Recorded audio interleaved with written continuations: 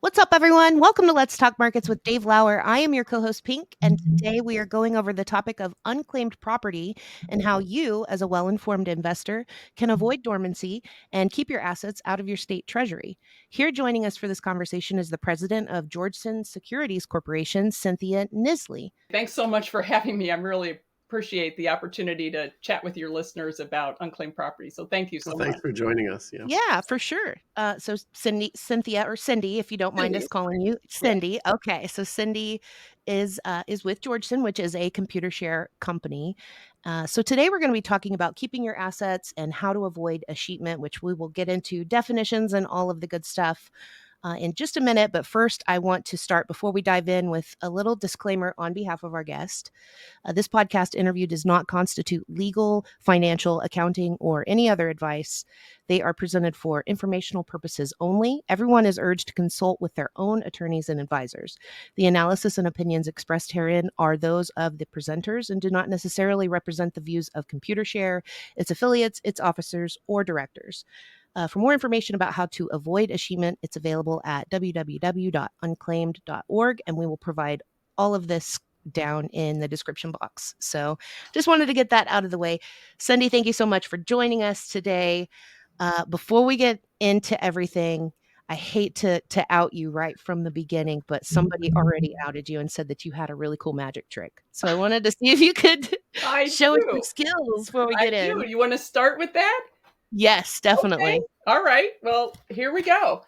So, we're talking mainly about securities here today. So I thought I would just give everybody a little something to think about when they're looking to buy securities. So I have a little pouch here, you can see, and this is your investment portfolio before you've purchased anything, right? So when you start out, it's empty. See that? I can show you.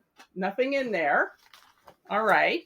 And so let's say that you're going to buy some securities, and I made up a little. This is not a real certificate, but it just as a sample. Okay. So let's say you just start with these shares and you put them into your security, into your portfolio. In they go. Now, one of the most important things that we're going to talk about today is how to keep your account active so that you won't have those securities turned over to the states as unclaimed property. But if you don't keep your account active, then the problem is that you may one day go into your portfolio and you'll find that those shares have disappeared. They're gone. Where did they go? They went to the state, and the state is holding them for you. You can claim them back, and that's fine. One thing you have to bear in mind, though, is that sometimes states will sell the shares. And if they do, they sell them at whatever the market price is at that time. So when you go back to get from the state, you say, well, give me my shares back. And they say, well, we sold them, but we will give you back the money that we received when we sold them. Now, that money might be equivalent to what you put in initially, right? There it is. But it might also, and here's something that could be good, it might also be actually more. And that would happen if the state happened to sell your shares when the price was really high. And that would be great. But here's the thing you might want to you don't want to have this happen, because this might be worth a lot less than what the current market price is. So that's what we want to avoid. And so that's what we'll be talking about today, is how to avoid that from happening. Nicely done. Yes, that's definitely worth an applause. I love it. That was great. As a visual learner, I think that was a great start. I had no idea the context. I just knew that you had a little sleight of hand, but that was wonderful. Oh, thank you. Thank you for sharing that with us. So it really brings to a point, like you said, what we're talking about today, which is escheatment and unclaimed property. So before we get into that, can you just define escheatment? That's a pretty big word. Yeah, it is kind of an old school term, and it refers to the process of turning over custody of abandoned assets or accounts to a state authority. The idea is that the state can take possession of the property, and if no one claims it back, then it can be used for the benefit of the general population of that state. Now, I want to clarify that when we refer to property or abandoned assets in this context, it's mainly intangible financial property, such as uncashed checks or securities, mutual funds, bank accounts, things like that. It doesn't cover land or real estate, not that type of property. Okay, so that helps define what the assets we're talking about. And so escheatment and unclaimed property. What is unclaimed property? Well, there's two main ways that property can be deemed unclaimed or abandoned. The first is that if an owner's address is not kept up to date and the financial institution doesn't have a valid address, then they mark that owner as lost. And if they're lost for a period of time, then the property is considered abandoned. Now, the second way is if the account is just not kept active. So sometimes this happens if an owner passes away, and the next of kin doesn't know about the property, or even for an owner who is alive, if they just don't realize that they need to maintain activity on the account. And, this is sometimes happens with older shareholders who are taught set it and forget it. They just leave the shares there and they never stay in contact, and they don't realize that that can make the account inactive. So that's a problem. And that can happen. I mean, I know that after all this, I went to these websites and I started looking for unclaimed property in my name and my family's name. Right. And I found all sorts of weird stuff that I would not have expected, including like a $2 PayPal balance in a random state from like 20 years ago. Yeah. And, I mean, that was really unusual that it's interesting because the PayPal had to do that, right? Like PayPal wasn't allowed to take that money back. Right. Suddenly it becomes the property of the state. Yeah. And it's sitting there waiting for me, but Yeah. then it might not be over time, right? Well, I mean, the idea is that they're providing a custody so that you can find it later. But a couple things to bear in mind is when you do those searches, it's really important to use all the different names that you might have used over your lifetime, right? And this especially applies to if women have a maiden name and then a married name. Sometimes people use a middle name or a middle initial, or they don't. Sometimes they have a nickname or a formal name, or they may have just changed their name.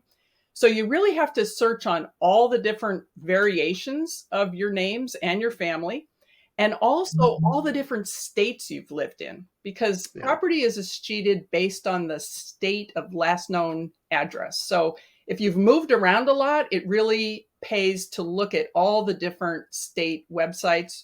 Or missingmoney.com covers a number of states, so you can cover quite a few there, but they don't cover all the states. So if your state is not on Missing Money, then you want to go to the state treasurer's website and then search for it there. But it is kind of fun to see all the different. I was like, oh, I'm rich. Yeah. And then I got the letter and I was like, $2. Yeah, likewise, like Dave, I found someone that I sure hope I'm related to by more than just name, because they've got a lot outstanding. Oh boy. Oil and gas and all my kinds of great stuff. grandparents. Yeah. And I think that there's a technological wall there where, just the concept of online brokerages, online banking and things like that tends to be a foreign concept to, the older crowd. So it's hard to get them to log in once a year, and that's just one of many ways to create dormancy, which is what you were referring to. So we want to outline what is dormancy and how to avoid it, because it's obviously a huge issue.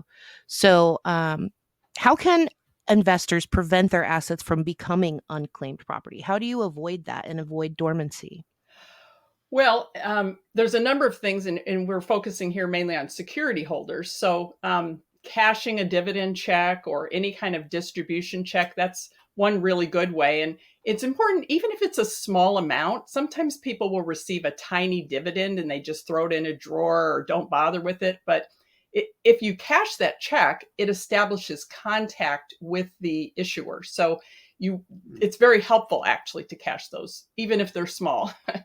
Also, anytime you send in a correspondence, a letter or some kind of correspondence to either the transfer agent or the broker, that also is considered contact and keeps the account active.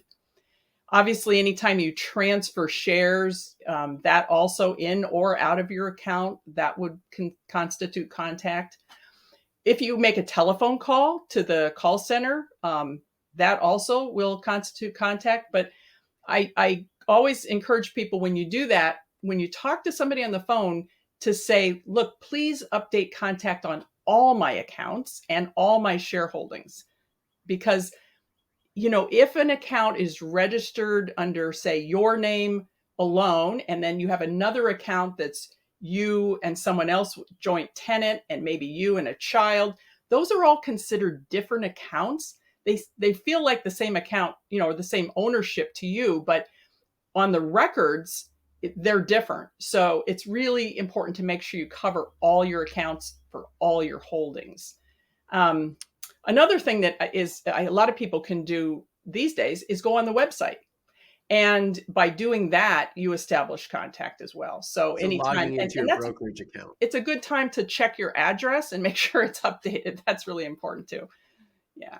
So logging in and to your brokerage account, it would be considered contact. Yes, it would. I assume voting your shares. Voting a proxy is also contact. I will just give a tiny caveat there that with respect to voting a proxy, if there's a vendor other than the transfer agent that tabulates the proxy vote, it's necessary for the company to ensure that that information gets back to the transfer agent. So that's the only reason I don't, under normal conditions, that works great, but not in every single case. So that's the only caveat about that. So if there was theoretically a platform in which you could connect all of your brokerage accounts and which facilitated proxy voting, and in which every time you were to log into that platform, it pings your brokerage accounts, legally speaking, would that be considered contact? I'm not an attorney, so I don't want to say. I know I'm putting you on the spot here.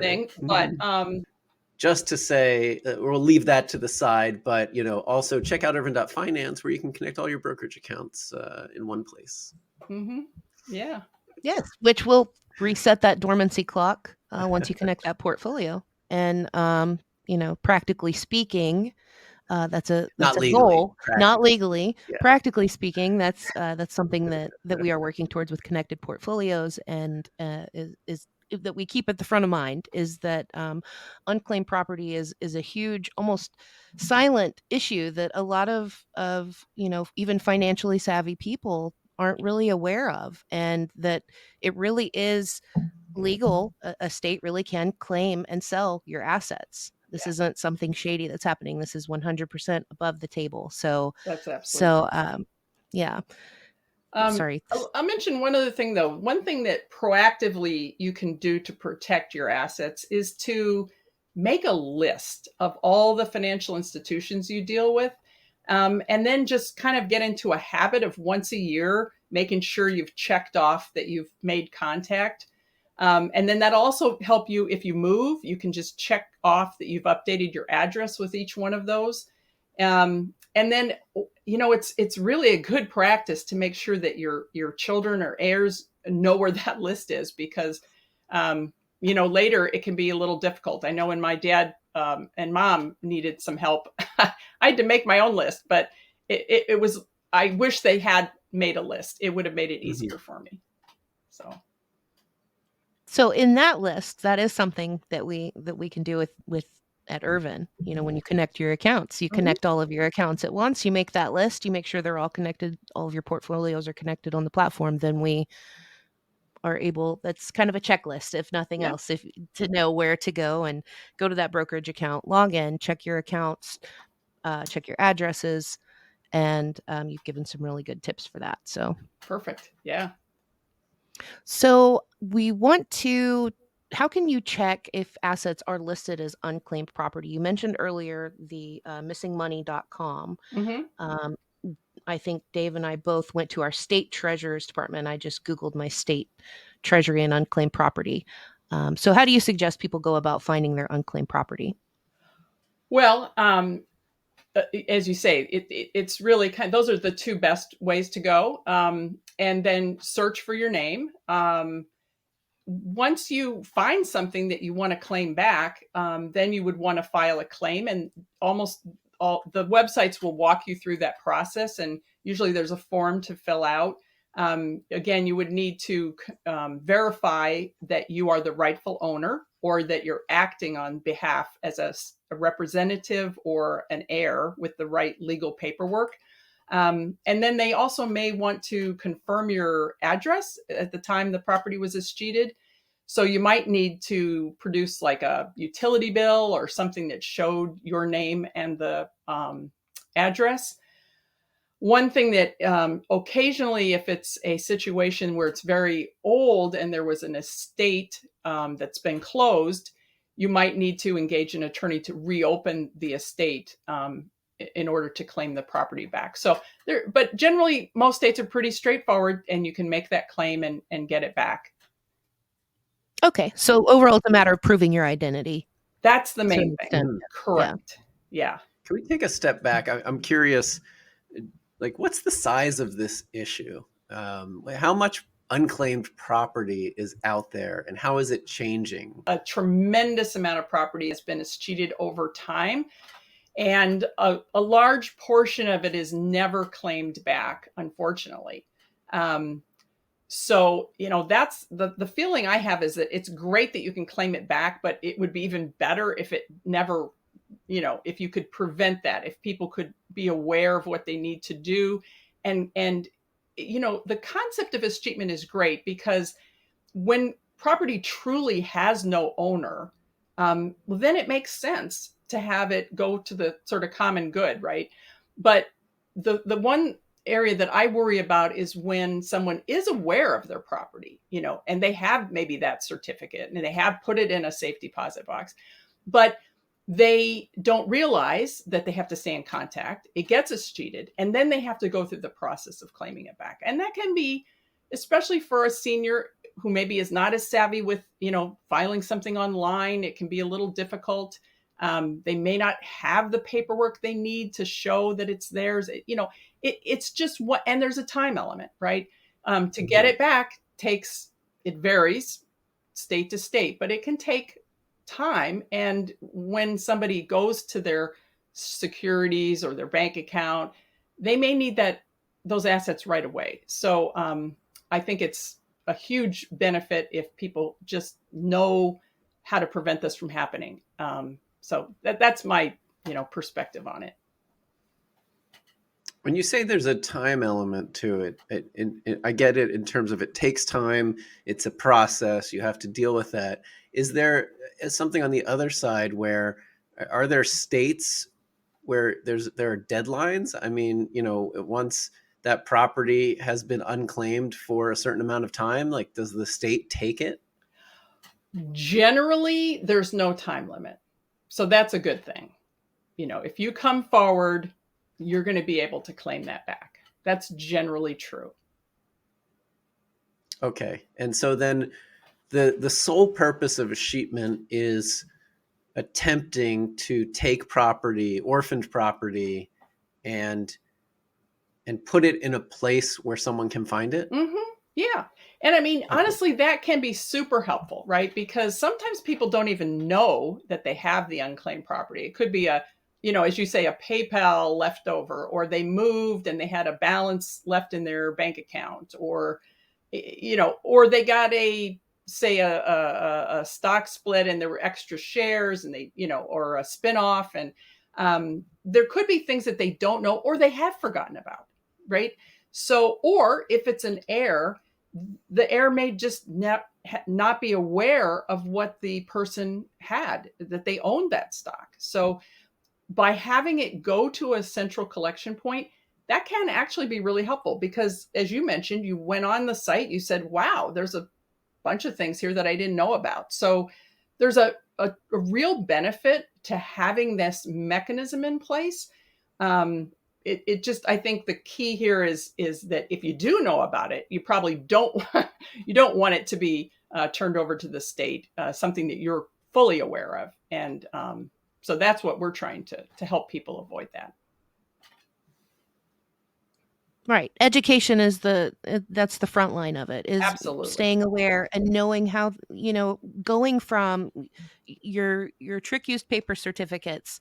And I'm a big fan of holding my stocks in paper when I'm a long-term investor, because if I'm not mistaken, does that remove the need for, if I hold a paper stock certificate, that removes the need for the yearly login, I guess? Or I'm No, sorry, no, this is no. an off-topic question, and it Yeah, wasn't no. approved. So if you can't answer this, I understand, but it's something I just thought of. That's a really good question that, I think a lot of people have a sense of comfort by having that paper certificate, but it does not prevent escheatment from happening. It absolutely does not.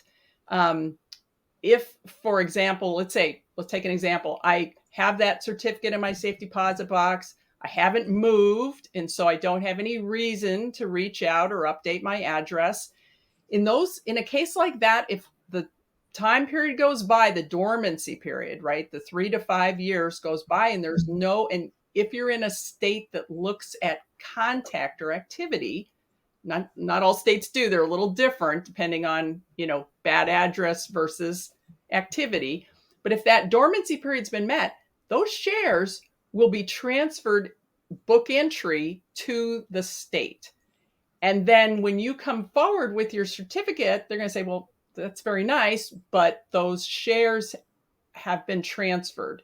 So even though you have the certificate, they will probably confiscate the certificate, which is, Yeah.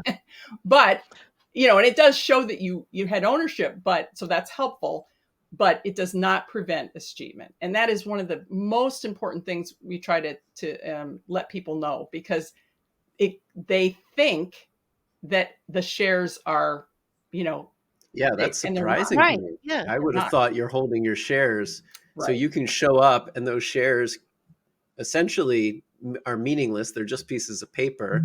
You have to go to your state to get your property back, and they might have sold your shares Yes, in the meantime. exactly. Wow. So that it That's really, correct. I mean, in my opinion, it kind of speaks to the archaic nature of holding paper certificates in the first place. The fact that we haven't fully transitioned to, to the DTCC, I guess, to Yeah, How fully long to book online. entry, has it right? been like that? Yeah. Is this something but this is something that's been around for a long time, right? Because sometimes you hear these stories of, oh, I opened a safe, my grandfather's safe, and there were some paper certificates, and that company's been acquired and split, and suddenly it's worth a fortune. Yeah. But maybe it's not. Right.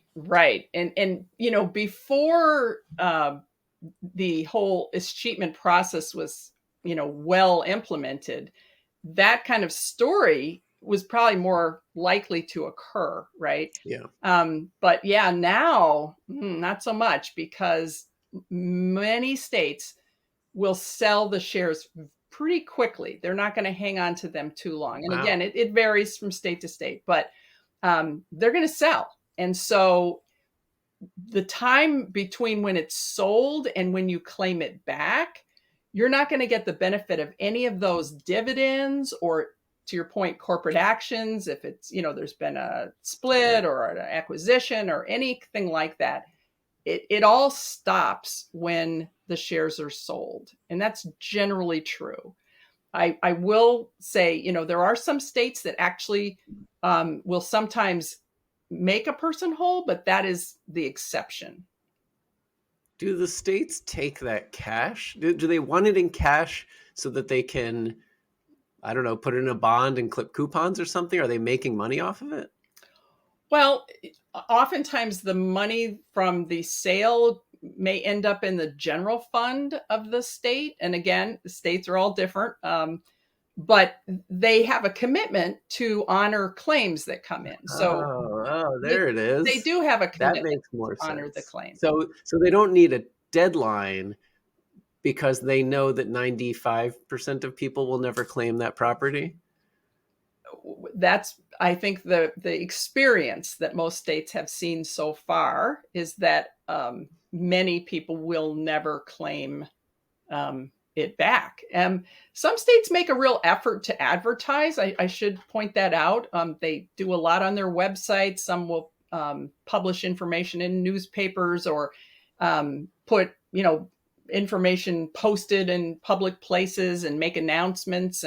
And so many states do make an effort to alert people to look for their unclaimed property. So I think many are genuinely interested in reuniting people, but even despite those efforts, there's still a residual, without a doubt, that never I is laugh. claimed. I laugh because my state looks like a 2005 GeoCities page. So, but that's not surprising based A on good other reference. other things. But it seems like the word of it keeps coming back to entitlement. Is Dave and something I had, flashing on the page? yeah, pretty much flashing it. Yes, yes. And there's a visitor counter at the bottom. Yeah, right.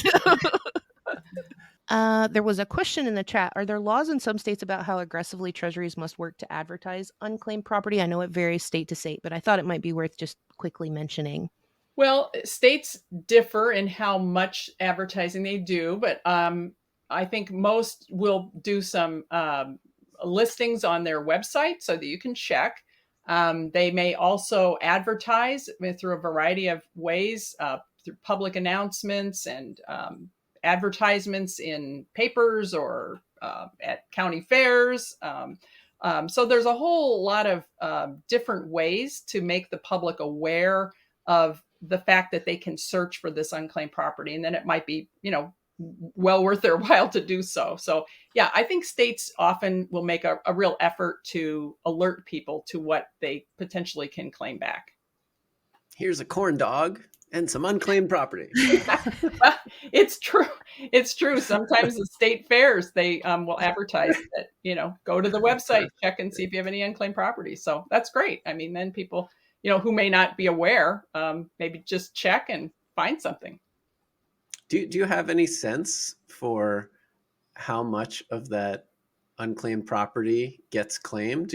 Are there any statistics or disclosures from states about it? Oh, I hesitate to put any number out there, and it does vary from state to state. But I would say that I think I could say with some confidence that probably across the board, a good percentage of it goes unclaimed. And, Okay. some states, I will say, make a real effort to reach out and they have a higher claiming percentage. But there's still a large percentage that goes unclaimed, unfortunately. So pretty good odds if you're what Vegas would call really good odds if you're a state treasury. Okay, so to kind of bring it all together, we've learned a lot today. We've had some eye-opening little tidbits of information. So thank you very much, Cindy. But I think one of the biggest takeaways here is, set it and forget it style of investment is not the way to go about it. You've got to really maintain your accounts and maintain your investments to not lose them. So I really want to draw a fine point on that. Excellent. Absolutely. Yeah. You can make an investment over a period of time, and that's fine, but you cannot forget it. You need to stay in contact and make sure that you keep that account active. So yeah, I think especially like the investment communities online, at least that I'm in, that a lot of our audience tends to frequent, we have kind of a mentality of, we call it like being Zen, staying Zen. Just we've purchased it, we're invested, we're long-term holders. So just walk away from it. Many of whom are directly registered, right? Right. Yeah. Which I know there aren't that many certificates for some certain securities don't issue them anymore, but it's still good to know that even, book entry, paper certificates, no matter how you hold even direct registered shares, you have to stay on top of those accounts and log in semi-regularly. Get to know what are the requirements for the login for that, for that broker account for your state. So we want to definitely provide some resources for listeners today And I know Cindy's brought along a really useful QR code that I have that I'm going to put up on the screen here. I think I'm going to keep it in the corner for the duration of the video. So I'll edit that in. But we definitely want to get you guys as much information as we can about how to avoid escheatment. That is the goal for today. So, Cindy, anything else that we didn't cover? No, I appreciate so much the education that you're providing here with your website and podcast. So it I think you just don't know who you might be helping in the future. So thank you so much for doing that. It's very, very appreciated, and thank you. Likewise. Yeah. And, we appreciate Georgeson for working with us on this. We also appreciate ComputerShare for helping set this up. And we look forward to more conversations in the future around this. We'll be talking more with Proximity in the future. We've partnered with them to help facilitate proxy voting and proxy conversations on platform with Irvin.finance. So, we definitely look forward to continuing the greater conversation with you guys, and we appreciate you coming on today. Everybody's watching this. Log into your accounts right when you get off of this. Grab a sticky note, put down Definitely. every account you can think of. Yeah. And this goes beyond securities. To like Cindy mentioned earlier, this we mainly focused on securities today, but there are other classes of assets to focus on as well. Yeah. So Log into your definitely, PayPal account. That's what I yeah. learned. Yeah. Yeah. I found a utility. I guess it was a deposit probably from when I was 20 years old, my first apartment or something. And I found a nice little chunk. So you never know what's out there. Uh, go to Google. You can Google your state's treasury and unclaimed property. Use all of the tips that we have Or provided in this video. unclaimed.org. Yes, unclaimed.org, missingmoney.com. And we hope that this was helpful for you to avoid dormancy in your online accounts and remain an active investor. So let us know that it helped you with a like and a subscribe, and share it with anyone that you may find it helpful. We want to thank you, Cindy, again for joining us today, and we'll look for you on the next episode. Take care. Thank you. Thanks, everyone. Thanks, Cindy. Thanks.